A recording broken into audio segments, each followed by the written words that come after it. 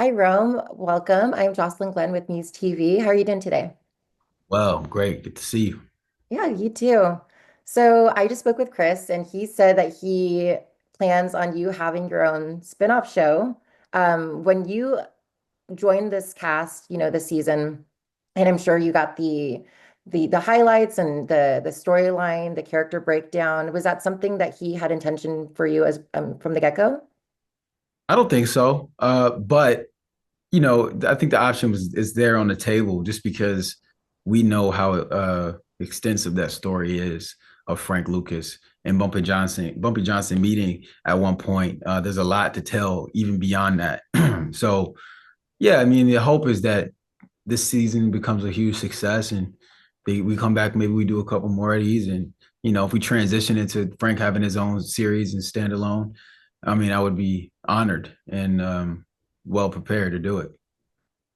Your character is kind of seen as a protege or a mentor or a mentee of Bumpy. He's a bit younger, and with that, he's more mischievous. Was that something that you were willing to take on from the get-go? I mean, did you know the amount of, action and like physicality that this role would entail? And on the flip side of that, I mean, how do you come out of that, mental health wise? Yeah. So I knew there was a definitely a level of physicality that had to come with playing Frank. Well, obviously, I'm playing him much younger than we've seen him in the past, but also he's one of the younger characters on the show in general, right? And I'm one of the younger actors on the show too. Um, and so there is a certain physicality we have to make sure we portray, uh, especially because of that time period too, and how men looked at that time and their physiques and like and also the physical nature of these situations he's put in, where he has to defend himself and maybe, impose his will on someone else. Um, yeah, it was a journey, for sure. It also was a journey to navigate the emotions and the decision making when I was playing Frank because he had to kill people. He had to do certain things that obviously in real life would be insane to sort of navigate. But for me, I wanted to approach those particular scenes, um, appreciating and understanding that although this is fictional, but these are real circumstances that he's being put through, you know. So there was a level of decompressing for me, after the show was done, even when I would get home from set. And so just coming up with a routine, a process of sort of shedding that, you know, the physical transformation, but also shedding Frank. It's kind of coming out of your outfit. It's like, when you go home from work, you just take clothes off and it helps you transition out of it. That's great. And you're also Afro-Cuban, and there are Cuban mobs in this show. Did you ever see, like why Frank and not being a part of that? Well, Frank is that's the story, Um, it just so happens that I'm also Cuban too, but I'm black as well. So it's like I get to tell that story, and uh, I would have given the opportunity, I would have still picked Frank, because I feel like there's so much more story to tell there, and to give an opportunity to bring that to life was something I would never pass up on.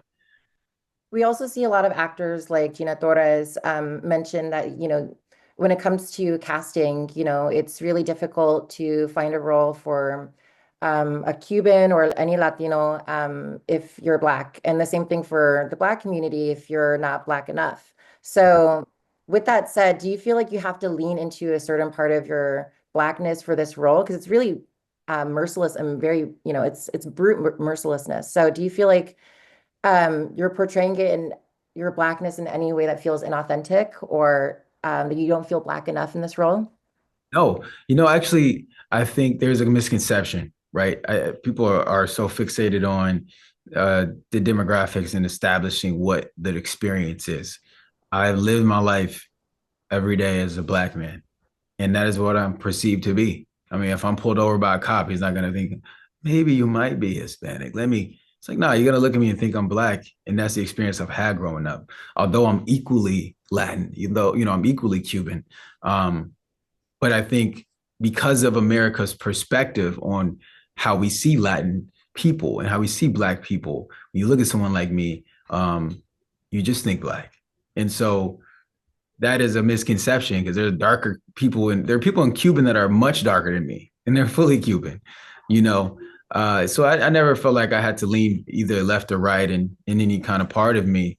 I think those two different, racial spaces have their own trauma and have their own experience of having to navigate life. A lot of times, with a lot of difficulty. And so that mirrors the experience that I feel like Frank has had, even though he's from the South. And last question. I mean, you again are seen as a mentee to Forrest Whitaker's character. So what advice did he give you and how did he help you lean into this role? Yeah, I think he just brought it every time, and he's one of the best in the business. So my job is to show up and be prepared and allow the work to kind of show itself. He was a great co-star, great to work with and inviting. And when we're off screen, it's like he's the nicest guy ever. For him to be as imposing as he looks, he's not at all. But I was able to learn just by working with him as well, just by being in the scenes with him. Great. And I'm being told that I have some extra time. So with that said, did you watch the series, the seasons 1 through 3, in order to prepare for the show? And the show is known to have big co-stars and guest stars. So who would you want to see on the show? Yeah, so I was a fan of the show before I joined it. So, season 1, 2, 3 are equally all impressive, which is really hard to do. But they just always figure out how to reinvent the show every season, like bring new actors in to play prolific historical figures. I was looking forward to working with, Juan Carlos Esposito, but he wasn't in this season. So I was like, Yeah. ran into him. I was like, man, I want to work with him. Hopefully, my goal, I've been petitioning to bring him back. I want to work with him.